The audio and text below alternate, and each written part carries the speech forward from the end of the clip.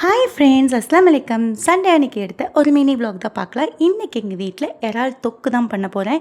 நல்லா டேஸ்ட்டாக இருந்தது, அதனால தான் இந்த ரெசிபியை நான் ஷேர் பண்ணுறேன். கோகோனட் ஆயிலில் பெரிய வெங்காயத்தை போட்டு நல்லா ப்ரௌன் கலரில் வர வரைக்கும் நல்லா வதக்கிக்கலாம். அதுக்கப்புறம் தக்காளி, கொத்தமல்லி, இஞ்சி பூண்டு பேஸ்ட் மட்டும் ஆட் பண்ணுங்கள். கரம் மசாலா இந்த மாதிரி சீ ஃபுட்டுக்கெல்லாம் ஆட் பண்ணவே கூடாது. அதுதான் இந்த ஃப்ளேவர் டேஸ்ட் எல்லாத்தையும் கெடுத்துருங்க. அதுக்கப்புறம் பார்த்திங்கன்னா மிளகாய்த்தூள் போட்டுட்டு தொக்கு மாதிரி வந்தது கொஞ்சம் கூட இறாலில் தண்ணி இல்லாமல் சேர்த்துக்குங்க. ஏன்னா இறால்லே தண்ணி நிறைய விட்டு வரும். ஒரு 7 மினிட்ஸ் வெந்தாலே போதும். இந்த மாதிரி நல்லா ட்ரை ஆனதுக்கப்புறம் பெப்பர் பவுட்ரு போட்டுட்டு அதுக்கப்புறம் பார்த்திங்கன்னா கொத்தமல்லி இலையும் போட்டுருங்க. லாஸ்ட்டாக ஃபைனலாக டேஸ்ட்டுக்காக நான் ஒரே ஒரு 1/4 ஸ்பூன் மல்லித்தூள் போட்டேன். அது இன்னும் ஃப்ளேவர் கொஞ்சம் தூக்கி கொடுத்தது. நல்லா டேஸ்ட்டாகவும் இருந்தது. சூப்பராக இறால் தொக்கு ரெடி ஆகிடுச்சு. இன்றைக்கி சிக்கன் பிரியாணி நல்லா உதிரியாக சீரக சம்பா ரைஸில் தான் பண்ணியிருந்தேன்.